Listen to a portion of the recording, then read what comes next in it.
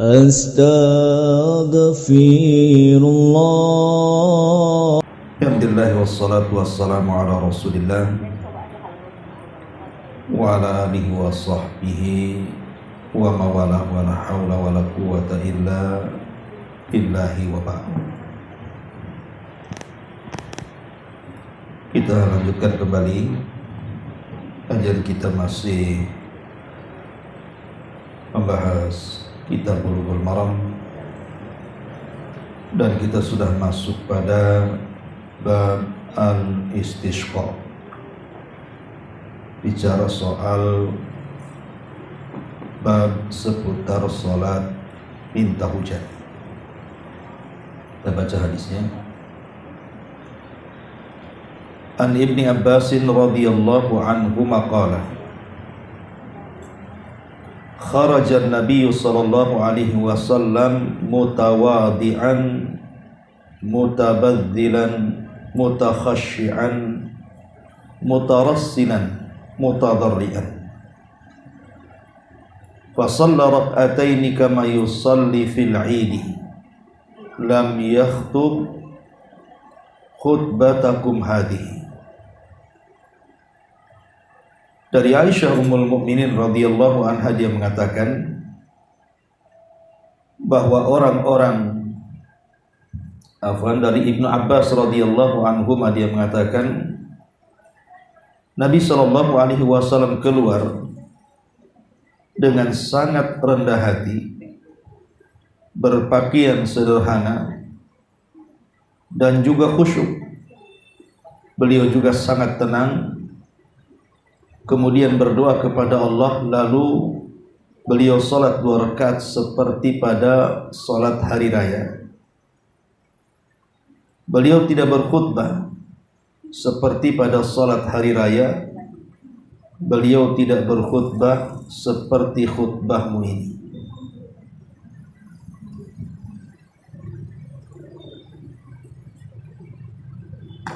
Kemudian hadis yang kedua, wa an Aisyah radhiyallahu anha qalat syakan nasu ila Rasulillah sallallahu alaihi wasallam quhuta al-matari fa amara bil mimbarin fa wudi'a lahu fil musalla wa wada'a an-nasa yawman yakhrujuna fihi fa kharaja hina bada hajibus syamsi fa qa'ada alal mimbar fakabbara wa hamidallah thumma qala innakum syakautum jadaba diyarikum wa qad amarakumullahu an tad'u wa wa'adakum an yastajiba lakum. Thumma qala alhamdulillahi rabbil alamin arrahmanir rahim maliki yaumiddin la ilaha illallah yaf'alu ma yurid Allahumma anta Allah la ilaha illa anta antal ghani wa nahnul fuqara anzil alaina al-ghaitha waj'al ma anzalta quwwatan wa balaghan ilahi.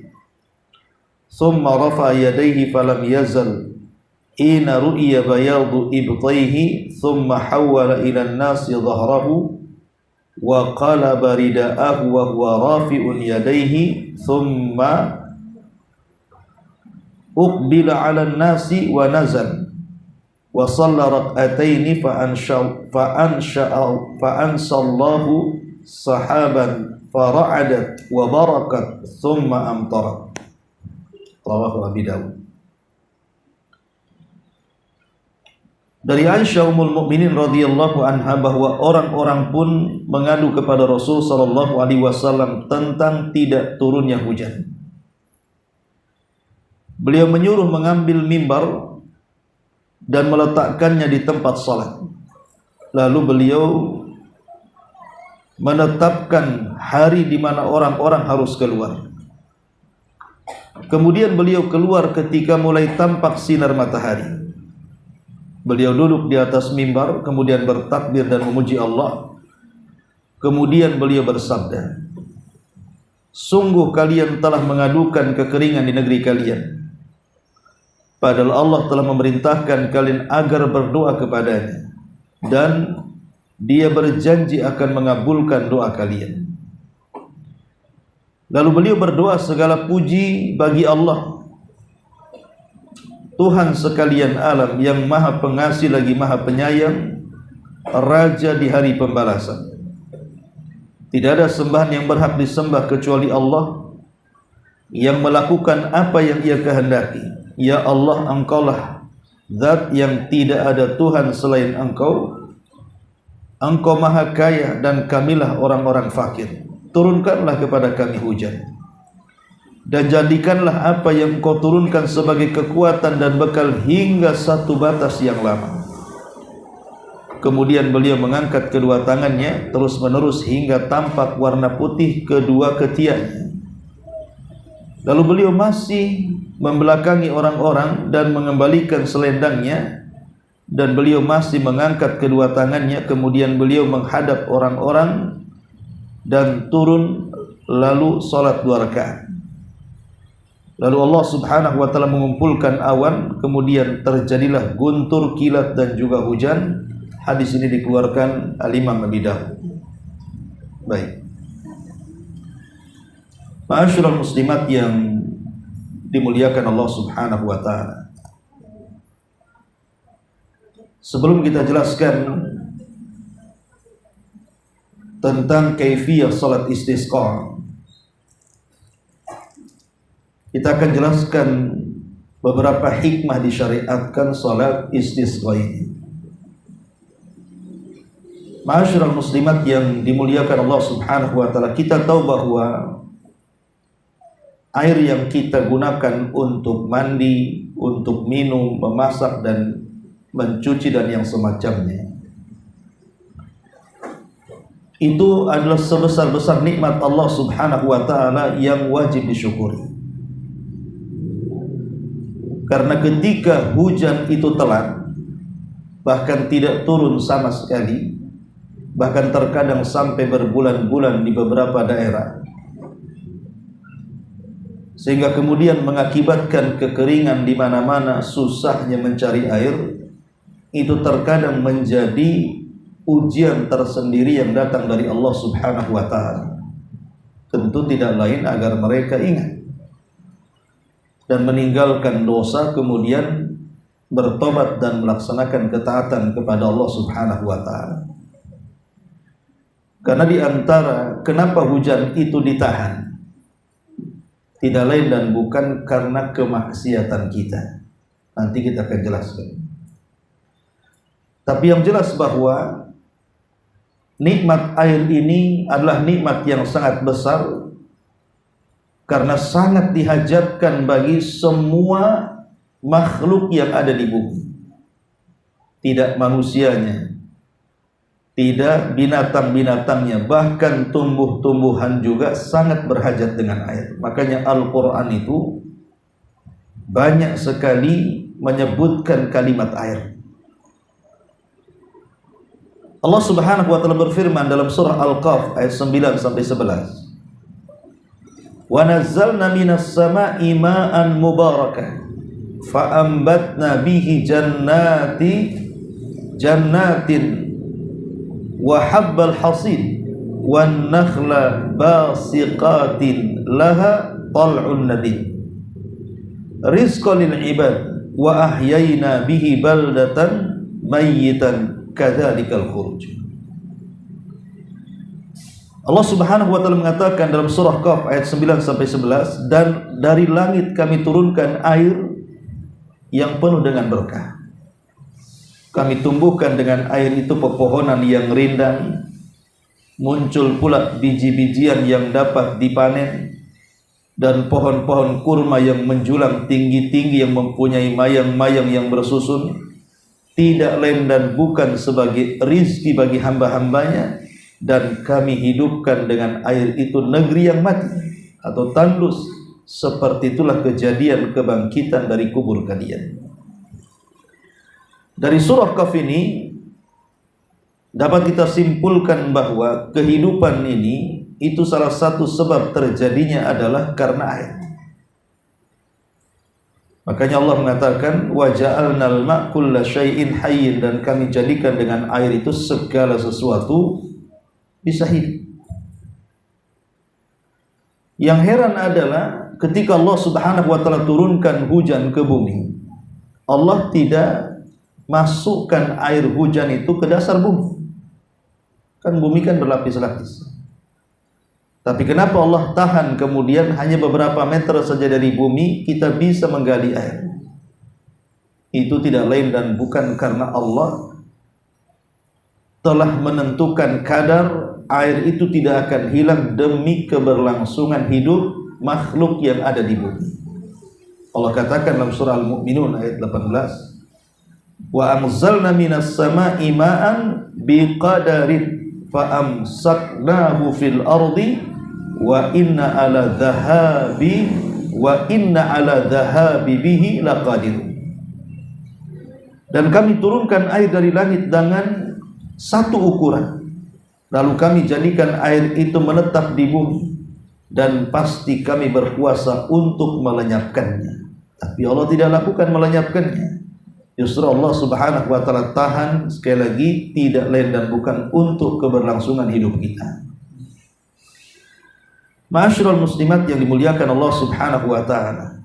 Sehingga kalau seandainya kita bisa ringkas, yang pertama, bahwa air adalah nikmat yang sangat besar. Sebagaimana surah Qaf yang sudah kita baca tadi.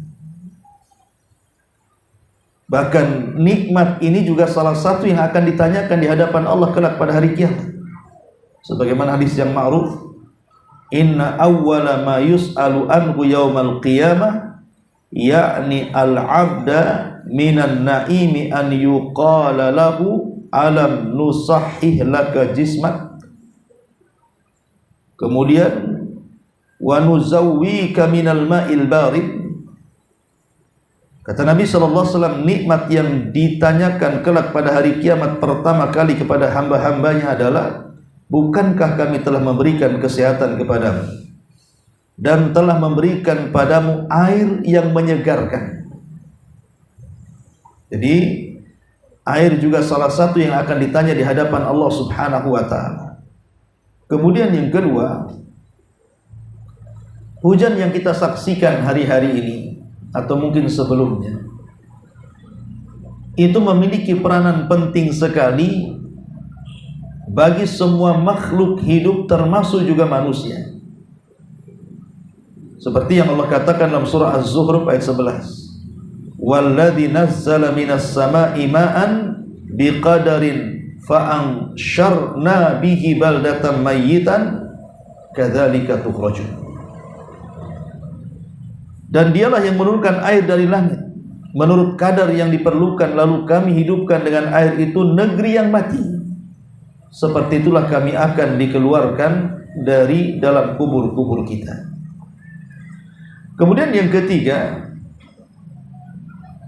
hujan sendiri atau air hujan sendiri yang kita saksikan itu adalah bagian daripada rahmat yang Allah Azza wa Jalla anugerahkan kepada kita.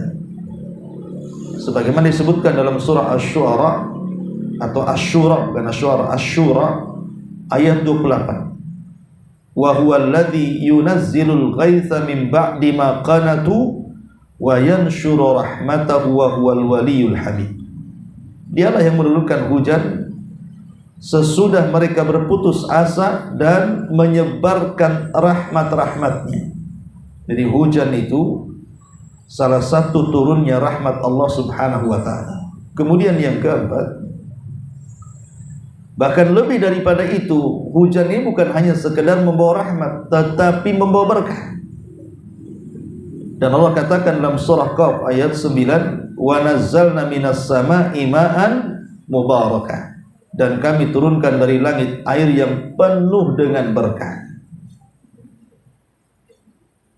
Ma'asyiral muslimat yang dimuliakan Allah Subhanahu wa taala. Bahkan lebih daripada itu, ada sebagian para ulama yang mengatakan air hujan itu sebagai obat. Sebagaimana Anas bin Malik radhiyallahu anhu menceritakan, kami pernah kehujanan bersama Rasul.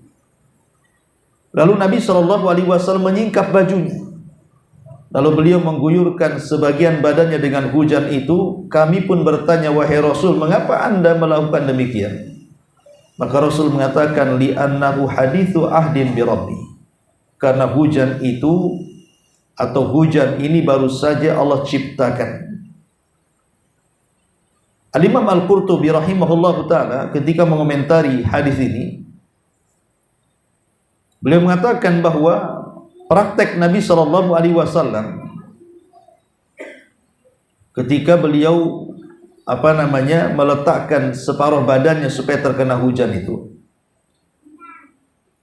Kenapa Rasul melakukan seperti itu? Tidak lain dan bukan karena at-tabarruk. Beliau mengatakan karena tabarruk. Tabarruk itu minta berkah.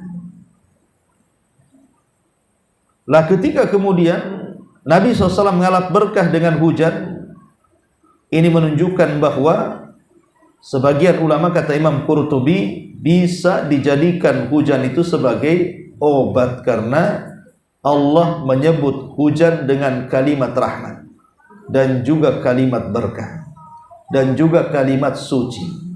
Berarti dalam kandungan hujan itu ada rahmat, ada berkah, ada suci.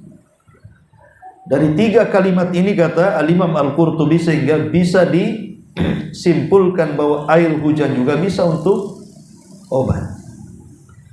Tetapi sebagian para ulama mengatakan tentu tidak boleh kita menyandarkan obat-obatan ini kepada hujan.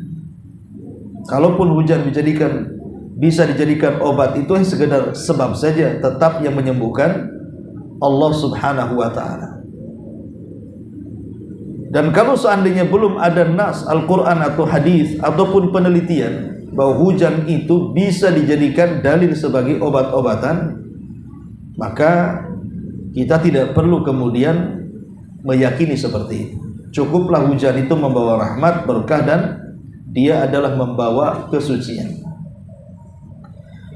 Jadi itulah diantara manfaat kenapa hujan itu begitu penting bagi kehidupan manusia. Dan kehilangan hujan itu sama dengan bala, bencana. Adapun tentang kalau seandainya Allah Subhanahu wa ta'ala takdirkan kita ini diturunkan hujan dan terus seperti di Batam, alhamdulillah, hampir setiap hari, walaupun kering itu hanya beberapa hari, nanti hujan lagi kan gitu. Berarti ibu harus paham tentang adab-adab turun hujan, karena di tempat kita ini sering hujan. Lalu apa adab-adabnya? Tentu yang pertama, Nabi SAW ketika beliau melihat ada mendung, jadi kalau beliau melihat ada mendung, maka Nabi SAW terkadang ketakutan, dikhawatirkan bahwa mendung ini bagian daripada azab Allah Subhanahu wa ta'ala. Jadi tanamkan rasa takut kepada Allah, jangan-jangan di bagian daripada azab Allah Subhanahu wa ta'ala, seperti yang terjadi kepada kaum Ad. Ketika datang awan hitam, disangkanya hujan, rupanya itu pula awal daripada azab. Di balik awan itu ada angin yang mengangkat semua manusia ke langit, kemudian membunuh mereka semua tanpa ada yang hidup. Jadi yang harus dilakukan adalah kalau melihat awan yang nampak menakutkan, hitam, kelam, dan begitu seterusnya, maka tanamkan perasaan takut. Kemudian yang kedua, kalau memang betul-betul rupanya awan itu mendatangkan hujan, sudah nampak rintik-rintiknya, bahkan boleh jadi derasnya, maka bersyukurlah kepada Allah Subhanahu wa ta'ala dengan membaca doa, Allahumma sayyiban nafi'ah. Ya Allah, semoga hujan yang kau turunkan kepada kami ini menjadi hujan yang bermanfaat. Allahumma sayyiban nafi'ah. Kemudian yang ketiga, turunnya hujan ini ada kesempatan terbaik untuk memanjatkan doa-doa kita. Karena di antara salah satu waktu mustajab doa adalah ketika turun hujan. Karena disitulah turun rahmat dan berkah. Maka banyak-banyak berdoa, doa apa saja terserah. Yang jelas yang baik-baik. Kemudian yang keempat, kalau seandainya hujan ini nampaknya kok tidak tidak wajar, sudah membawa angin kencang, mulai atap-atap rumah sudah mulai pada copot murnya, atau mungkin juga mulai banjir di mana-mana, maka ada doa yang diajarkan Nabi sallallahu alaihi wasallam, Allahumma hawalaina wala alaina, Allahumma alal akam wal jibal wattirab wa butunil awdiyati wa manabitis syajar. Kata Rasul, ya Allah, turunkanlah hujan di sekitar kami, bukan untuk merusak kami. Jadi ya Allah, turunkan hujan sebagai rahmat bagi kami, dan jangan kau jadikan hujan itu sebagai azab bagi kami. Kalau memang harus seperti itu, maksudnya lebat bisa merusak, maka kata Nabi sallallahu alaihi wasallam, ya Allah, alihkanlah hujan itu ke dataran-dataran tinggi, gunung-gunung, bukit-bukit, perut-perut lembah, dan tempat tumbuhnya pepohonan. Kita minta dialihkan dengan membaca doa ini.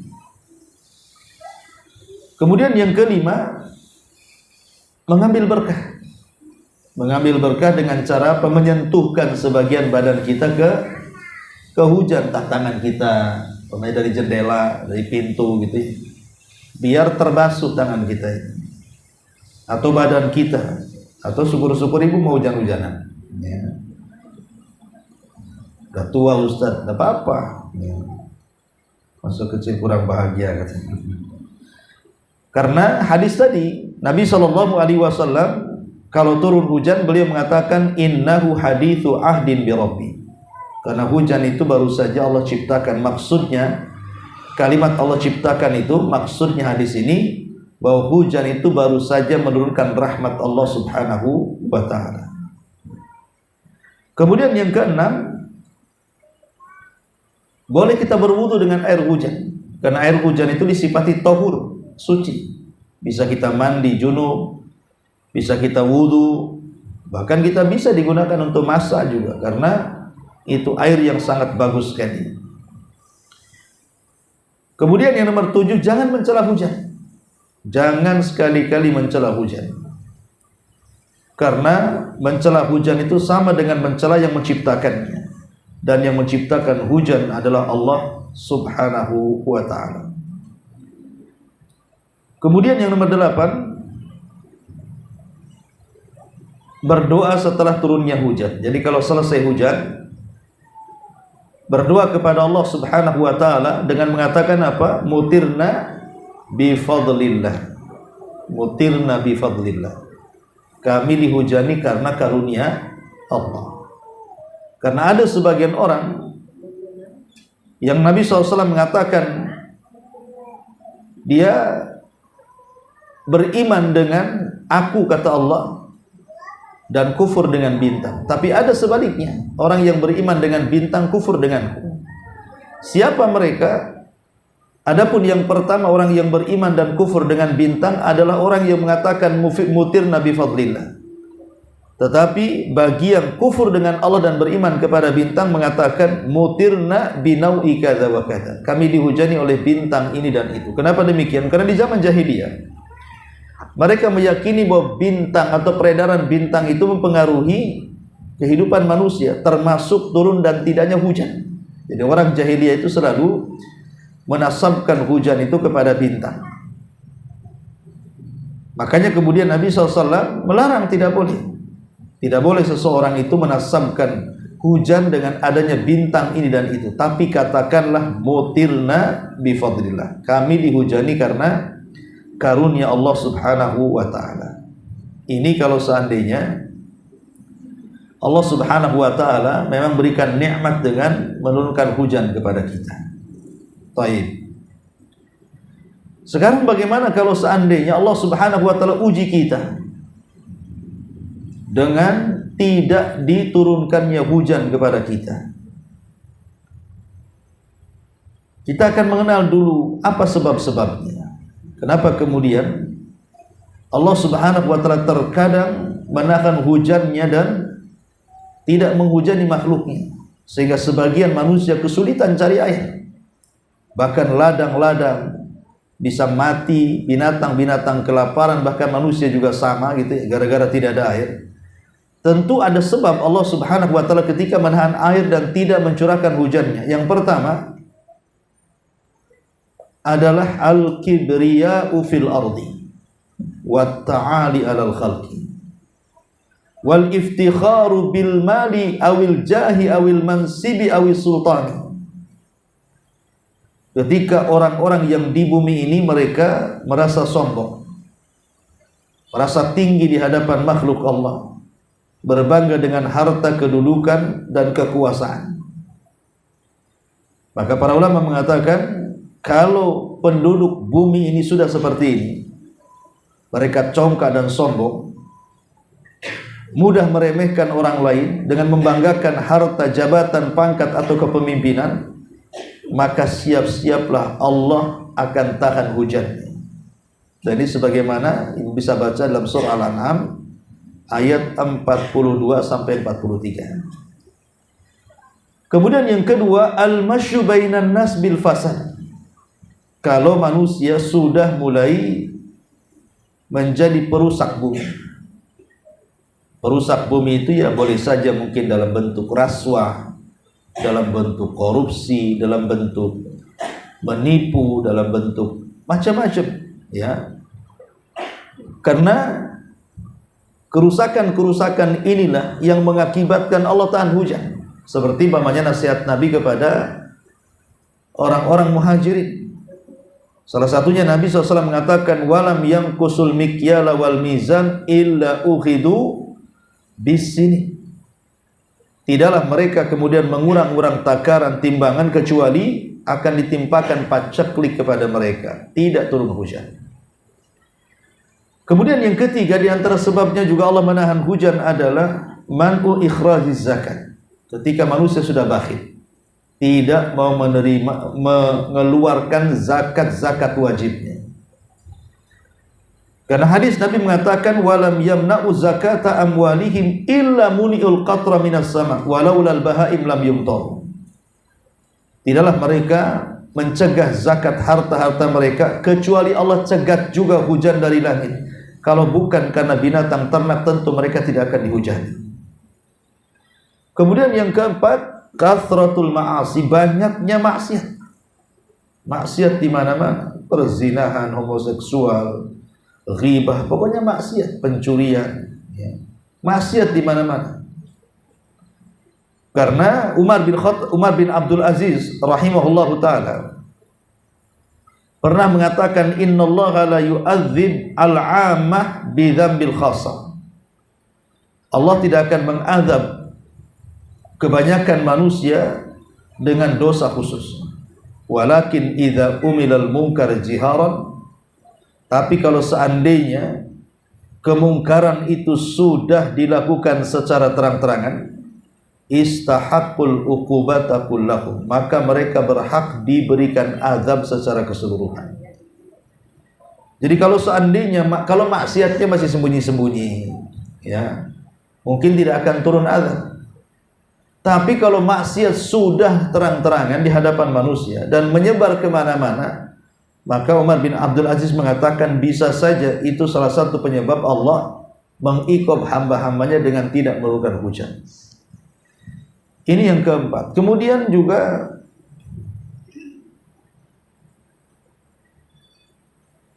dosa-dosa yang lainnya, ya mungkin secara umum lah, dosa-dosa, semua dosa itu juga menjadikan susahnya hujan.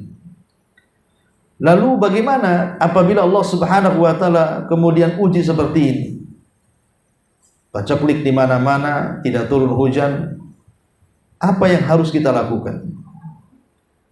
Pertama yang harus kita lakukan adalah al-i'tisamu bil kitabi was sunnah. Peganglah Al-Quran dan sunnah sebaik mungkin, atau dengan kata lain istiqamah.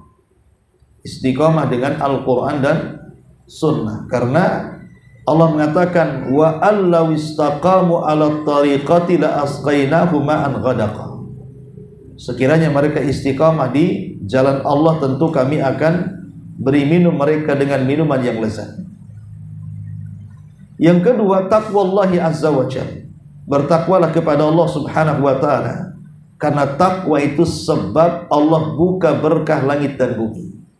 Sebagaimana Allah mengatakan, walau anna ahlal qura amanu wattaqau la fatahna alaihim barakatin minas samai wal ardi. Kalau penduduk negeri itu mau bertakwa dan mau beriman dan bertakwa, maka kami akan buka kepada mereka berkah langit dan bumi. Tentu berkah langit, turunnya hujan. Kemudian yang ketiga, al-iktsar minal istighfar, perbanyak istighfar. Karena Allah Subhanahu wa taala berfirman atas lisan Nuh alaihi salam, faqultu astaghfiru rabbakum innahu kana ghaffara yursilis samaa'a 'alaikum midrara. Maka katakanlah, banyak-banyaklah kalian beristighfar kepada Rabb kalian, karena Dia zat yang Maha Pengampun. Allah akan menurunkan air hujan bagi kalian dengan deras. Berarti memperbanyak istighfar sebab turunnya hujan. Kemudian yang keempat, asy'ur bil ittirar ila Allah azza wa jalla. Ketika kemudian lama tidak turun hujan sampai paceklik, maka tanamkan di hati kita bahwa kita ini hamba yang fakir, berhajat kepada zat yang kaya. Kita ini orang yang lemah, berhajat kepada zat yang kuat. Tanamkan sifat ini, jangan sombong. Ya. Karena tadi sudah disebutkan salah satu penyebab tidak turunnya hujan itu karena sombong. Makanya tanamkan sifat rendah hati. Kita ini seorang hamba di hadapan Rabb, penguasa alam semesta. Masyaallah muslimat yang dimuliakan Allah Azza wa Jalla. Kenapa demikian? Karena biasanya doa orang-orang yang kesulitan, orang-orang yang kesusahan itu akan mustajab. Sebagaimana Allah mengatakan dalam surah An-Naml ayat 40, amman yujibul mudtarra idza da'ahu wa yaksifus su'. Siapa yang akan memberikan ijabah doa orang-orang yang miskin kecuali Allah? Artinya di sini bahwa doa orang-orang yang merendahkan hati, tidak sombong. Kita lihat nanti syariat istisqa itu tidak boleh menggunakan pakaian bagus. Ya, di antara salah satu adab dari salat istisqa itu tidak boleh menggunakan pakaian mewah. Ya, lain kalau ibu sedang salat Id, kan memang pakaian yang bagus-bagus. Kalau salat istisqa ini terbalik. Ya, harus pakaian-pakaian yang sederhana untuk menunjukkan kehambaan kita dengan Allah Subhanahu wa taala. Jadi tanamkan sifat perasaan kita ini sangat mengharap kepada Allah. Kemudian yang terakhir inilah yang kita akan bahas tentang syariat salat istisqa. Ya, syariat salat istisqa. Masyaallah muslimat yang dimuliakan Allah Subhanahu wa taala. Tetapi yang jelas bahwa bicara masih soal seputar hujan ini, bagaimana kondisi seorang mukmin dengan hujan ini? Apa sikap seorang mukmin dengan hujan ini? Pertama, bahwa hujan ini tidak ada yang tahu kapan turun dan kapan tidak. Itu kecuali Allah Subhanahu wa taala. Kita tidak bisa memastikan bahwa hujan ini akan turun hari ini, besok, lusa, wallahu a'lam. Tidak bisa kemudian kita menentukan keberadaan hujan. Kenapa demikian? Karena di antara salah satu mafatihul ghaib. Mafatihul ghaib itu artinya kunci-kunci kegaiban adalah perkara hujan. Ya, itu kunci-kunci kegaiban yang tidak ada yang tahu kecuali Allah Subhanahu wa taala. Maka tidak boleh kemudian kita sok tahu tentang hujan. Makanya sangat bahaya sekali kalau kita melihat fenomena di masyarakat tentang pawang-pawang hujan itu. Pawang-pawang hujan itu kan sok tahu. Ya, sok tahu bahwa hujan itu tidak akan turun. Padahal mafatihul ghaib itu, kunci-kunci kegaiban itu ada 5. Nah, salah satunya adalah bicara soal hujan. Tidak ada yang tahu kapan turun hujan, kapan tertahan hujan itu kecuali Allah Subhanahu wa taala. Makanya kemudian perbuatan orang-orang yang disebut dengan pawang hujan itu, mereka sebenarnya sok tahu dengan perkara gaib. Apa bedanya mereka dengan dukun, dengan peramal? Ya, maka mendatangkan pawang hujan ini kesyirikan. Kalau sampai membenarkannya bisa keluar dari Islam. Ya, maka Tidak perlu pakai pawang-pawang hujan. Kemudian yang kedua juga, jangan menisbatkan hujan itu kepada bintang tertentu atau paceklik kepada bintang-bintang tertentu seperti yang dilakukan di zaman jahiliyah. Jadi tidak boleh menisbatkan baik secara istiqlal, maksudnya tersendiri bahwa bintang anu yang menghujani gitu ya, ataupun dijadikan sebab padahal bukan sebab. Jadi dua-duanya syirik, tapi yang satu syirkul akbar, yang satu syirkul asghar. Kalau syirik kecil hanya menjadikan sebab saja. Bintang ini yang menyebabkan hujan. Aku yakin Allah yang menghujani. Tapi gara-gara ada bintang itu jadi hujan. Itu syirik kecil saja. Karena hanya menetapkan sebab. Tapi kalau sudah menasabkan bintang ini yang menurunkan hujan, inilah yang kemudian masuk kepada syirkul akbar, syirik besar. Ini dua poin yang mungkin ada kaitan dengan permasalahan akidah. Ya. Baik, kita mulai syarah daripada hadis yang kita bahas di sini. Ma'asyiral muslimat yang dimuliakan Allah Subhanahu wa taala. Di sini Abdullah bin Abbas radhiyallahu anhuma, beliau menceritakan kepada kita bagaimana kondisi di zaman Rasul pernah terjadi paceklik hebat. Maka Nabi SAW pun kemudian keluar dalam kondisi sangat sederhana dan sangat khusyuk dan betul-betul meminta kepada Allah Subhanahu wa taala agar Allah Subhanahu wa taala diturunkan hujan, menurunkan hujan. Taib. Tentang salat istisqa ini, pertama hukumnya dulu. Bagaimana hukum salat istisqa ini? Maka para ulama mengatakan bahwa hukum salat istisqa ini adalah sunnah muakkadah. Jadi salat istisqa itu termasuk sunnah muakkadah. Karena Nabi SAW apabila tidak turun hujan, maka beliau langsung mengadakan salat istisqa dan meminta hujan. Di zaman Nabi enak, Nabi SAW yang berdoa. Tapi selepas wafatnya Nabi, maka menganjurkan kepada orang-orang yang soleh yang ada di sekitar kita, meminta kepada orang yang soleh yang ada di sekitar kita untuk mendoakan kita akan turunnya hujan kepada Allah. Seperti yang terjadi di zaman Umar bin Khattab, pernah terjadi paceklik hebat. Maka orang-orang pun datang kepada Abbas, paman Rasul. Kemudian Abbas pun menjadi imam dalam salat istisqa dan dia pun berdoa kepada Allah Subhanahu wa taala. Jadi kalau terjadi istisqa, cari orang-orang baik, orang-orang soleh untuk berdoa.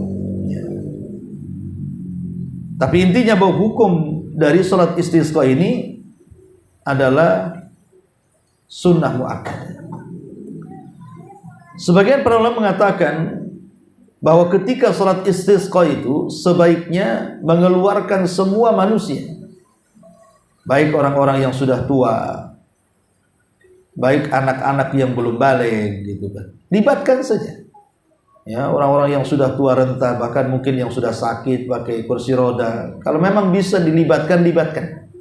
Datangkan ke tanah lapang. Dan ini sebagaimana dikatakan oleh Imam Ibnu Qudamah rahimahullahu taala, bahwa ketika salat istisqa itu sebaiknya dua manusia yang harus banyak dikeluarkan, kata Imam Ibnu Qudamah. Pertama, ahluddin, orang yang memang bergelut dalam agama, yang mungkin ustaz-ustaz, kiai-kiai, orang-orang saleh gitu ya. Yang kedua, asyuyukh, orang-orang yang sudah sepuh. Ya, orang-orang yang sudah sepuh.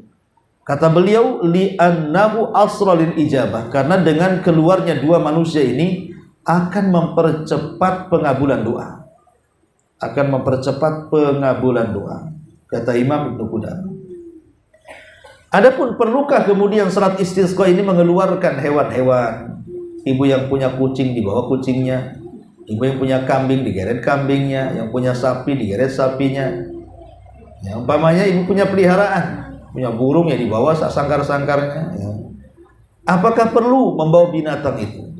Karena ada sebagian ulama seperti pendapat Al-Qadhi Abu Ya'la, itu disunahkan mengeluarkan al-bahaim, terutama binatang-binatang ternak, untuk melaksanakan sholat istisqa. Ya tentu binatang itu tasbih sendiri, dia punya tasbih sendiri, kita tidak tahu. Ya, tidak sama sholatnya dengan kita. Itu kata Qadhi Abu Ya'la mengatakan sunnah hukum. Tetapi walaupun demikian, kita tidak pernah menemukan satu dalil pun dari Al-Quran atau hadis-hadis Nabi SAW bahwa Rasul pernah membawa hewan-hewan ternak saat melaksanakan sholat istisqa. Hingga dari sini sebagian para ulama mengatakan ghairu mustahab, tidak disunahkan. Adapun tentang waktunya sholat istisqa ini kapan? Ya, sholat istisqa ini dimulai setelah terbit matahari dan biarkan meninggi sedikit satu tombak ke langit.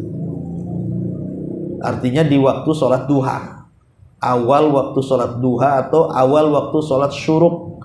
Nah, itulah setatnya boleh seseorang itu melaksanakan sholat istisqa. Sampai kapan? Sampai terbenam matahari. Dan tidak disunahkan malam-malam. Ya, ada yang mengatakan bagaimana kalau malam-malam? Tidak disunahkan malam-malam. Jadi disunahkan itu cuma mulai dari pagi sampai terbenam matahari. Tetapi sebagian para ulama boleh dilakukan malam hari karena alasannya bahwa sholat istisqa itu tidak tertentu waktunya, tidak bisa ditentukan waktunya. Maksudnya sholat istisqa itu bisa malam bisa siang, karena namanya tidak turun hujan kan siang malam gitu ya. Kata Imam Ibnu Qudamah rahimahullah ta'ala seperti itu. Ma'asyiral muslimat yang dimuliakan Allah subhanahu wa ta'ala. Kemudian juga hendaklah ketika sholat istisqa itu jemaah yang hadir di situ itu mengangkat kedua tangan tinggi-tinggi, seperti orang yang istighatsah. Jadi semakin tinggi tangannya diangkat, maka semakin cepat pengabulannya. Makanya Rasul itu saking tingginya berdoa, tangannya menengadahkan ke langit sampai kedua ketiaknya nampak. Saking kan kalau doanya gini kan nggak nampak ketiaknya, tapi berarti kan Rasul sampai begini, sampai nampak gitu ya. Menunjukkan bahwa ketika doa dalam sholat istisqa itu adalah dengan cara mengangkat tinggi-tinggi tangan kemudian berdoa kepada Allah. Kemudian sebagai bentuk tafaul. Ya, tafaul itu ya semacam optimis bahwa Allah akan menurunkan hujannya, adalah dengan tahwilur rida indal istisqa. Ibu membalik kain ketika sholat istisqa. Jadi kalau pakai serban ya dibalik gitu ya. Ibu kalau mungkin bawa kain yang tadinya begini nanti dibalik gitu. Jadi boleh seseorang itu, tapi kalau nggak ada yang bisa dibalik ya tidak mungkin juga buka baju balik kan gitu. Artinya ya kain-kain yang memungkinkan yang nempel ke badan kita itu dibalik sebagai bentuk tafaul, ya optimisme kita kepada Allah supaya Allah mengabulkan doa-doa kita, dan itu tanda kita ini betul-betul merasa miskin di hadapan Zat yang Maha Kaya. Maka dengan cara membalik kain tadi. Sekarang bagaimana? Boleh nggak seseorang itu melaksanakan istisqa itu umpamanya tidak, ya hujan sih hujan, tapi tidak ada hajat kali gitu ya. Ya, kayak di Batam ini kadang hujan, kadang tidak, kadang hujan, kadang tidak. Boleh nggak melakukan istisqa yang kita tidak berhajat sekali gitu maksudnya, sementara turun hujan? Maka para ulama mengatakan tidak disyariatkan, karena inti daripada sholat istisqa itu apa? Minta hujan. Loh, kalau sudah hujan ngapain Pak diminta kan? Berarti sholat istisqa itu hanya disyariatkan ketika terjadi paceklik hebat. Ya. Dan tidak boleh seseorang ketika sholat istisqa itu melaksanakan maksiat. Ya, tidak boleh kita kumpul di Tanah lapang tuh orang berdoa ibu begibah pula di situ. Ya. Jadi hindari perbuatan-perbuatan dosa di tanah lapang saat istisqa itu, karena itu bukan waktunya. Justru ketika kemudian ada orang yang kemudian melakukan dosa saat sholat istisqa, itu pula yang mencegah sholat istisqa-nya tidak akan ada gunanya. Seperti satu kisah yang disebutkan dalam athar tentang kisah di zaman Bani Israel. Memang sebagiannya ulama melemahkan, tapi banyak dinukilkan oleh para ulama tentang kisah Nabi Musa. Ya. Jadi zaman Nabi Musa terjadi paceklik hebat luar biasa. Akhirnya kemudian Nabi Musa mengajak Bani Israel untuk ke tanah lapang. Maka mulailah Nabi Musa salat, kemudian berdoa, tapi tidak kunjung dikabulkan doanya. Awan yang tadinya hitam malah memutih. Sehingga Nabi Musa heran. Kemudian berdialog dengan Allah Subhanahu wa taala, "Ya Rabb, kenapa doaku tidak dikabulkan?" Padahal dia Kalimur Rahman, dia ulul azmi, dia nabi yang paling terkenal dari nabi-nabi Bani Israel. Tapi Allah Subhanahu wa taala mengatakan, "Tidak bisa wahai Musa. Karena di tengah-tengah Bani Israel yang kau pimpin itu ada satu orang yang asallaha arba'ina sanatan, bermaksiat kepada Allah 40 tahun dan dia belum bertobat.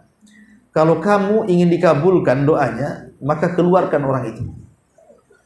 Maka Musa mengatakan, "Ya Rabb, kalau begitu sebut saja namanya. Nanti ku panggil, ku keluarkan." Tapi Allah mengatakan, "Oh tidak wahai Musa, ini berkaitan dengan aib. Kamu menyerukan saja dengan bahasa umum, nanti dia akan keluar." Maka Musa pun berteriak di tengah-tengah Bani Israel, "Hei Bani Israel, siapa di antara kalian bermaksiat 40 tahun? Keluar dari sini." Akhirnya semua manusia saling dikelirikan karena ada disebut nama masalahnya. Rupanya adalah yang merasa di tengah-tengah jamaah Bani Israel itu bahwa yang dimaksud Musa itu dirinya. Saking malunya dia tutup dengan serban mukanya. Kemudian dia mengatakan, "Ya Allah, setelah 40 tahun aku berbuat dosa, kau tutup aibku, apakah hari ini kau akan bongkar aibku?" katanya. Dari situ dia mengatakan, "Tubtu ilaika ya Rabb, aku bertobat kepadamu." Ketika semata-mata dia mengatakan tubtu ilaika, aku tobat kepadamu, tiba-tiba langit jadi gelap, kemudian hujan. Nabi Musa makin heran. Orang itu belum keluar, kenapa Allah sudah hujani? Bukankah sebelumnya Allah berikan syarat kalau ingin dihujani keluar orang itu? Orang itu belum keluar, kenapa pula dihujani? Jadi Nabi Musa akhirnya protes lagi, "Ya Rabb, engkau tadi yang mengatakan bahwa kami tidak akan memberikan hujan sampai kau keluarkan orang itu. Tidak ada satupun yang keluar dari tanah lapang ini. Kenapa kau hujan?" Maka Allah Subhanahu wa taala mengatakan, "Ya wahai Musa, orang yang ku maksud dia sudah bertobat kepadaku. Maka sebab itu aku hujani kalian." Jadi tobat itu sebab turunnya hujan, ya. Kemudian Musa karena penasaran, "Ya Rabb, tunjukkan orang itu siapa? Yang mana orangnya?" Tapi Allah mengatakan, "Ya Musa, selama dia bermaksiat 40 tahun loh, ku tutup aib dia. Sekarang dia sudah tobat, masa ku bongkar aibnya? 40 tahun saja bermaksiat, ku tutup aibnya. Dia sudah bertobat sekarang ini, tidak mungkinlah ku bongkar aibnya." Maka selamanya Musa tidak tahu siapa orangnya. Bagaimana Allah menutup aibnya? Tapi syahidnya di sini, jangan sampai bermaksiat ketika melaksanakan sholat istisqa. Karena itu juga penyebab tidak turun hujan itu masalahnya. Nah, ini juga harus dipahami tentang salat istisqa di sini. Ma'asyiral muslimat yang dimuliakan Allah Subhanahu wa taala. Baik, sekarang kita masuk kepada adab-adabnya. Adab-adab salat istisqa itu apa?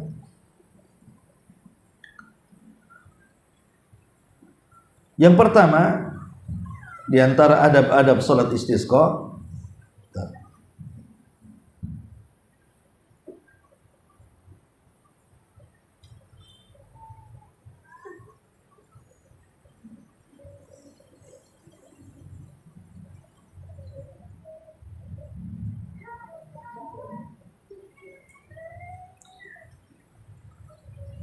ya.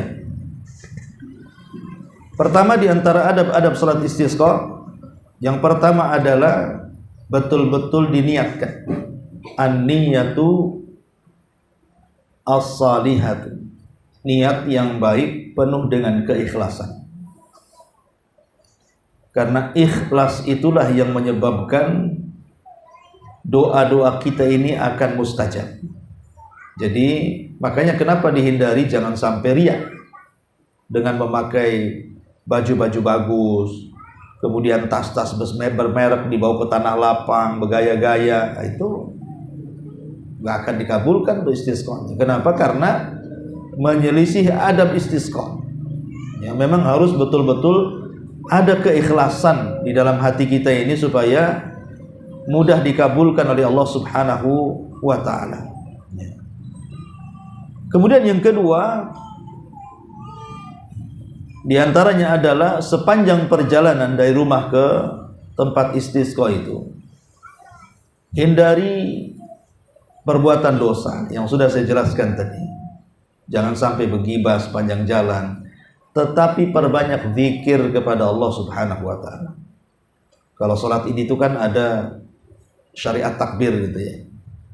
Ada syariat takbir, tapi karena dalam sholat istisqa ya tidak ada syariat takbir. Cuman perbanyak istighfar saja. Perbanyak istighfar, mengucapkan astagfirullah, astagfirullah gitu ya. Menunjukkan bahwa kita ini sedang bertobat, mengiklankan tobat kepada Allah Subhanahu wa ta'ala. Karena di antara yang menyebabkan turun hujan tadi dijelaskan di sini adalah kathratu al-istighfar, memperbanyak istighfar ya.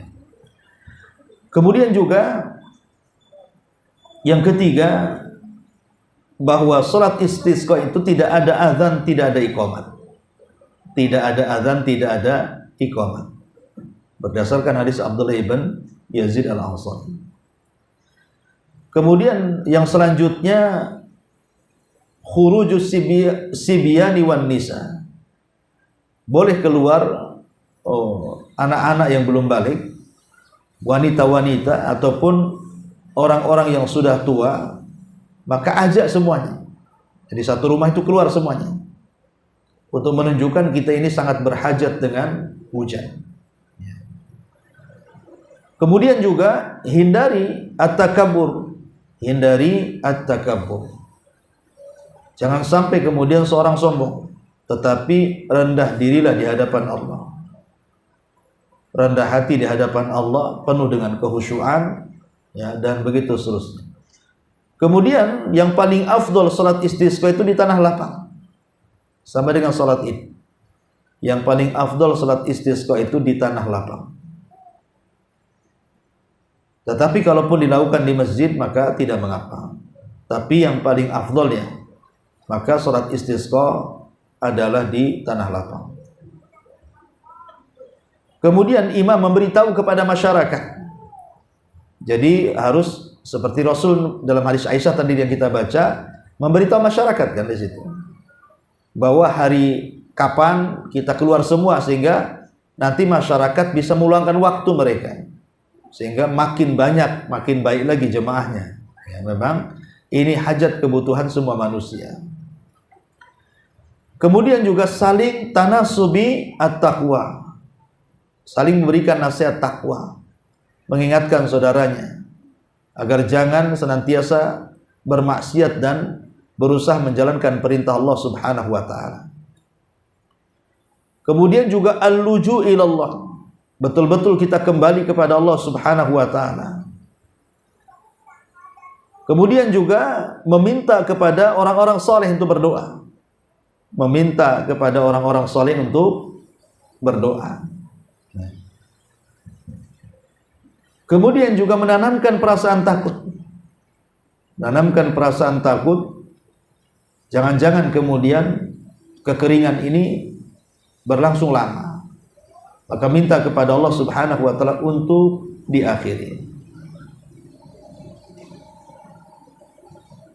Ini juga diantara. Kemudian yang terakhir adalah tentunya berdoa yang diajarkan Nabi SAW ketika mengajarkan soal doa saat dibaca ketika istisqa. Tetapi di sini ma'asyiral muslimat yang dimuliakan Allah Azza wa Jalla, bahwa salat istisqa itu dia tidak mesti salat.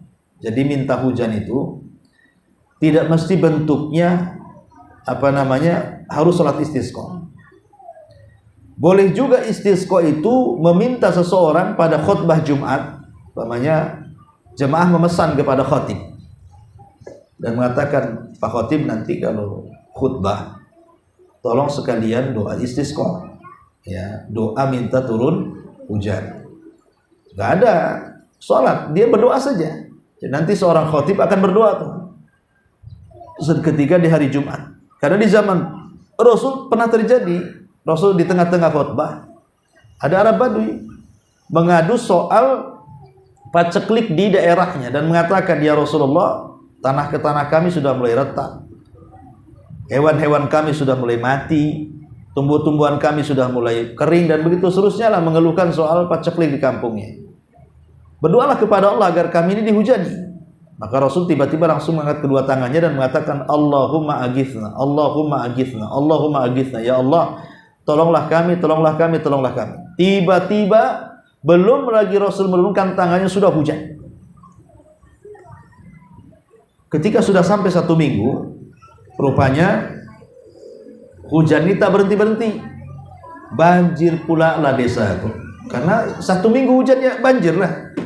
Jadi Jumat keduanya datang lagi, kemudian meminta agar Rasul berdoa lagi untuk menghentikan hujan. Minggu kemarin minta hujan, minggu ini pula minta dihentikan hujan gitu ya, karena sudah kebanjiran masalahnya. Nah, ini juga diantara istisqa ya. Ataupun doa sendiri-sendiri dihimbau ke masyarakat. Oleh masyarakat agar mereka doa masing-masing di rumah-rumah agar meminta hujan kepada Allah Subhanahu wa taala. Jadi istisqa ini tidak mesti sholat, bisa lewat mimbar Jumat, bisa lewat juga doa sendiri-sendiri di rumah masing-masing, di rumah atau di masjid atau di mana, minta kepada Allah Subhanahu wa taala agar Allah menurunkan hujan, tentunya di waktu-waktu yang mustajab doa. Inilah diantara faedah dari hadis Abdullah ibn Abbas radhiyallahu anhu. Time sampai di sini. Kita buka tanya jawab saja. Silakan.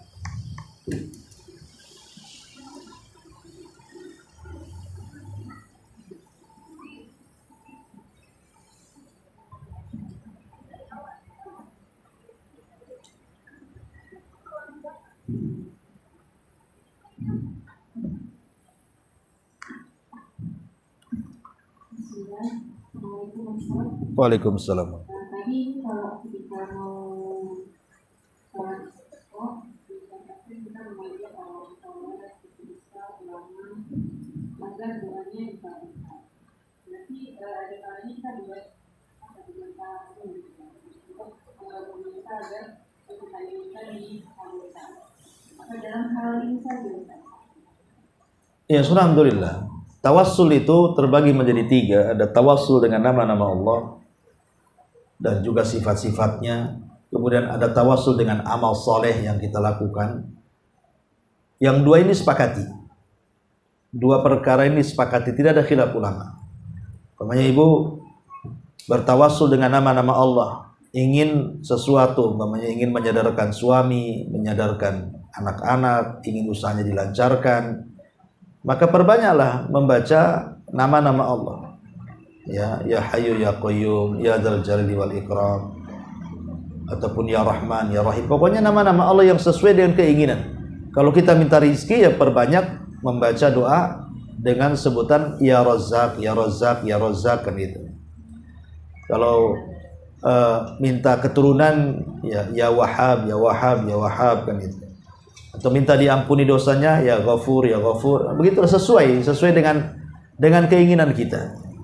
Ya, kecuali mungkin nama-nama Allah yang memang sifatnya diperselisihkan soal Ismullah Al-A'zam. Nama Allah yang agung ya dibaca saja. Ya, tidak harus sesuai keinginan. Seperti namanya Al-Hayyu Al-Qayyum. Baca saja dalam setiap doa kita kalimat Al-Hayyu Al-Qayyum ataupun Al-Mannan. Atau ya Rabb, ya, kalimat Rabb, dan atau ya Allah, dan begitu seterusnya. Itu namanya bertawassul dengan nama-nama Allah. Kemudian yang kedua, bertawassul dengan amal soleh. Jadi kita sedang sakit, kemudian terpikir kita ini pengen sembuh, maka kita sedekah. Ya Allah, mudah-mudahan dengan sedekah ini penyakitku sembuh, dan itu bertawasul dengan amal soleh namanya. Ya. Nah ini kedua perkara ini sepakat dibolehkan, bahkan disyariatkan. Adapun yang ketiga diperselisihkan, masalah meminta doa orang soleh. Maksudnya apakah sampai tingkat sunnah atau boleh saja? Kalau dua kan memang sunnah hukumnya, tawasul dengan nama-nama Allah ataupun dengan amal soleh gitu. Nah, sekarang bertawasul dengan orang soleh, dengan orangnya ya kan, apakah sampai tingkat sunnah atau tidak? Karena sebaik-baik doa itu adalah doa secara langsung tanpa perantara. Sebaik-baik doa itu adalah doa kita langsung dengan Allah, bukan lewat perantara orang gitu maksudnya. Itu sebaik-baik doa. Tapi ada orang yang kurang pede, akhirnya minta doanya orang kan gitu. Maka sebagian ulama mengatakan sunnah hukumnya dan masuk pada tawasul syar'i. Ada yang mengatakan tidak sunnah tapi boleh. Ya, karena di zaman Rasul ada seorang wanita yang punya penyakit minta didoakan kepada Rasul supaya sembuh. Kemudian Rasul berikan pilihan. Baik, aku doakan, tapi kalau kau sabar kau masuk surga. Akhirnya wanita ini mengatakan, ya sudah, saya ingin masuk surga, nggak disembuhkan pun tidak apa-apa. Intinya kan wanita ini minta kepada Rasul kan. Nah, ini dalil tentang sunnahnya meminta doa orang soleh. Tapi ada juga hadis yang mengatakan idza sa'alta fas'alillah wa idza sta'anta fasta'in billah. Kalau minta langsung kepada Allah. Kalau minta pertolongan langsung kepada Allah, sehingga tidak sampai tingkat sunnah, hanya boleh saja dan tidak sampai bid'ah, enggak, boleh gitu ya. Jadi ada jadi yang terakhir diperselisihkan. Yang pertama dan kedua itu disepakati. Itu menurut para ulama. Intinya bahwa tawasul dengan tiga perkara ini tidak mesti ketika istisqa saja. Dalam semua perkara kesulitan yang kita hadapi, kita bisa bertawasul dengan tiga perkara ini. Wallahu a'lam. Ya. Waalaikumsalam. Anda ingin bertanya tentang BMKG. Itu bagaimana Ustaz? BMKG itu kan dia memperkirakan, tidak memastikan. Makanya disebut perakiraan cuaca. Ya, dia kan nggak bisa memastikan betapa banyak melesetnya. Saya waktu di Lombok dulu, waktu ada gempa tuh, kan ada isunya BMKG itu bahwa gempa ini akan terjadi tsunami. Maka kemudian sama pihak BMKG sana disuruh orang naik ke ketinggian. Akhirnya banyak orang yang naik ketinggian. Nah, sudah sampai, udah capek-capek, yang orang udah tua pun naik ke atas karena takut kena tsunami kan. Sampai di atas tak ada pula tsunami, turun lagi ke bawah. Kan gitu ya. Ini kan kadang-kadang ya pas, kadang-kadang tidak, namanya perakiraan cuaca. Itu pun karena kan dengan alat. Mereka kan punya alat. Yang alat itu mungkin ya secara akuratnya mungkin ya 50% ke atas lah. Sehingga bisa dipastikan benarnya banyak, kelirunya sedikit gitu ya. Maka nggak ada masalah, ini kan bukan ramalan, mereka pakai alat. Sama dengan herbalis. Orang ambil akar, diteliti, oh ini bisa menyembuhkan. Ini bukan dukun, diteliti kan gitu. Ya kalau dokter kan jelas ada medisnya. Nah, orang-orang herbalis ini itu kan diteliti juga gitu dengan mengkaji tentang daun-daun tertentu, akar-akar tertentu. Itu kan itu juga tidak bisa mengobati 100% kan. Kadang ada yang cocok di anu, tidak cocok pula di anu. Bahkan ada dulu teman saya itu waktu di pulau, memang dia pakar bekam. Di zaman itu, zaman ya 20 tahun lebih yang silam gitu. Orang pakar-pakar bekam herbal itu jarang. Zaman dulu gitu ya. Dulu kalau sudah dipanggil tuh kemana-mana. Rupanya ada yang ya mungkin terlalu mengharap kesembuhan. Sebenarnya dia punya penyakit parah. Ya, tapi terlalu gimana lah, terlalu promosinya itu. Ketika mau dibawa ke dokter, enggak usah lah katanya. Kita bekam saja, kita kasih ramu-ramuan. Insya Allah ini yang seperti ini saya pernah buat, sembuh orangnya. Akhirnya sudah dibekam, dikasih ramuan, besoknya mati. Ya kan? Jadi dia merasa bersalah akhirnya kan. Jadi belum tentu juga kan gitu ya. Tapi alhamdulillah akhirnya damai dengan keluarga. Ya dimaafkan karena itu kan memang bukan kesalahan, memang udah waktunya. Ya intinya bahwa ya kadang juga sembuh ya betul-betul sembuh ya. Tapi memang ada juga akhirnya memarah bahkan sampai mati itu. kejadiannya. Nah, hal yang seperti ini kan tidak bisa, tetapi kan karena itu sudah merupakan pengobatan Nabi, kemudian herbal-herbal yang diberikan terkadang juga ada nasnya dari Quran Sunnah seperti awatus sauda dan yang semacamnya. Itu saja kita tidak boleh memastikan kesembuhan 100%. Karena itu sebab masalahnya. Yang menyembuhkan kan Allah. Bersandar kepada sebab salah. Bersandar itu kepada Allah lewat sebab. Itulah mudah-mudahan Allah sembuhkan. Nah, itu bukan dukun yang seperti itu. Dukun itu dia memakai obat yang tidak ada kaitan dengan sebab. Dia menjadikan sebab yang bukan sebab. Seperti mamanya orang kena kanker dikasih batu ake. Apa hubungan batu ake dengan kanker? Nah, itu kan gak nyambung kan? Ini pakai nih jimat ini nanti sembuh penyakitmu. Mana ada hubungan batu ake dengan ini? Jadi itu baru dukun tuh, tidak ada hubungan. Nah, seperti pawang hujan dengan BMKG, itu kurang lebih saja. Pawang hujan tuh dia bawa ulekan kemudian dikentong-kentong. Kentong. Nggak akan hujan ini katanya. Gimana pakai ulekan begitu? Ya. Kok bisa dia tuh terkadang penuh dengan kaleng susu bekas dikalungkan di di pinggangnya, kemudian diketuk-ketuk. Apa kaitannya? Kalau BMKG pun ada alatnya kan gitu ya. Mereka ada alatnya perakiraan cuaca. Makanya kenapa BMKG bukan termasuk kesyirikan dan mereka bukan dukun. Yang dukun itu pawang hujan. Tidak punya alat yang ramal-ramal memperkirakan cuaca. Nah, ini tidak bisa. Wallahu a'lam. Ya. Ya. Baru-baru ini terjadi sesuatu yang aman orang dari luar sana, lalu kita tidak berbuat apa-apa, melihat bukan itu. Lalu kita khawatir kalau Allah murka dan menjadikan azab. Apa yang bisa kita lakukan? Kita tahu bahwa kemungkaran itu kalau tidak bisa dengan tangan dalam bentuk kekuasaan, maka dengan lisan. Suarakan kebatilan itu. Suarakan lewat medsos. Sekarang kan sudah ada medsos kan. Lewat YouTube, suarakan kalau bisa. Kalau juga tidak bisa karena mungkin takut dibungkam, maka dengan hati itu selama-lamanya iman. Tapi kalau seandainya kita ini sudah mengingkari sebuah kemungkaran, maka sekalipun Allah turunkan azab, maka kita tidak akan ikut di dalamnya. Tetapi kalau kita membiarkan sebuah kemungkaran, walaupun kita tidak melakukan kemungkaran, terkadang kita terlibat dalam azab itu. Itulah yang terjadi kepada ashabus samti, kepada penduduk yang di pinggir lautan, yang dikutuk menjadi kera dan babi. Itu kan manusia terbagi menjadi 3. Ada pelaku penangkapan ikan di hari Sabtu. Itulah ahli maksiatnya. Mereka merobohkan sakralnya hari Sabtu dengan cara menangkap ikan, padahal dilarang dalam agama mereka. Yang kedua, kelompok yang kedua, yang keras. Jangan tangkap ikan di hari Sabtu. Nanti kalian akan diazab. Sampai kemudian kerasnya bermusuhan sama keluarga mereka. Yang satu pula tengah-tengah. Melarang orang yang melarang kepada orang yang berbuat dari Sabtu. Sudah, jangan nasihati dia. Kalau dia kena azab, nanti dia kena sendiri. Daripada pokok cerewet, biarin aja.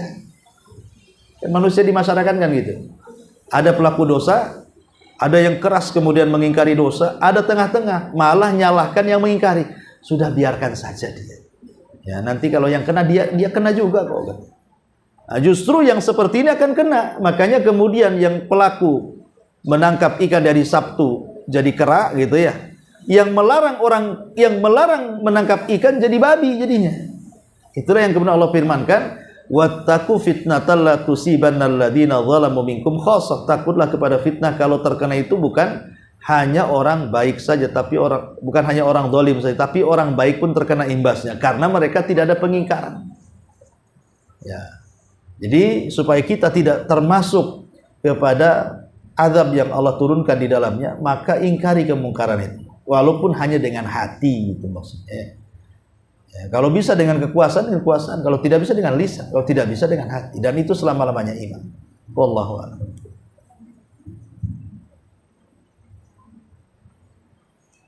Sudah? Kita ada 3 hadiah. Oh iya. Sini ada 3 hadiah. Pertanyaan yang pertama, sebutkan 3 perkara kenapa Allah tahan hujan. 3 perkara saja. Kenapa Allah sampai menahan hujan? 3 dosa. Iya, silakan. 3 dosa. Ya sudahlah, 2 saja. 2 dosa. Itu ibu, om. Pakai mic, nggak dengar. Orang merasa sombong berbangga pada harta dan kedudukan. Siap. Manusia sudah banyak merusak bumi. Ketika manusia sudah bakil, banyak maksiat. Iya. Fadhil. Iya.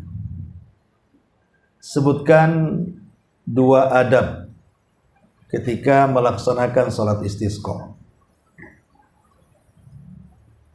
2 adab ketika melaksanakan salat istisqa.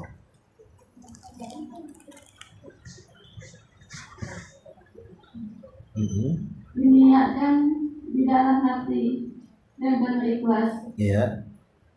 Kedua, Sepanjang perjalanan memperbanyak istighfar atau berzikir. Masya Allah. Iya. Fadhali.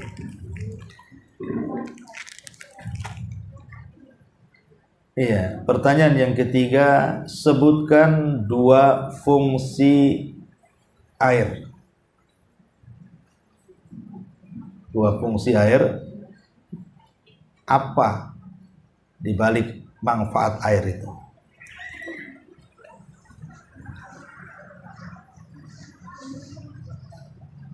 Ada? Hari-hari minum kok nggak tahu manfaatnya pula.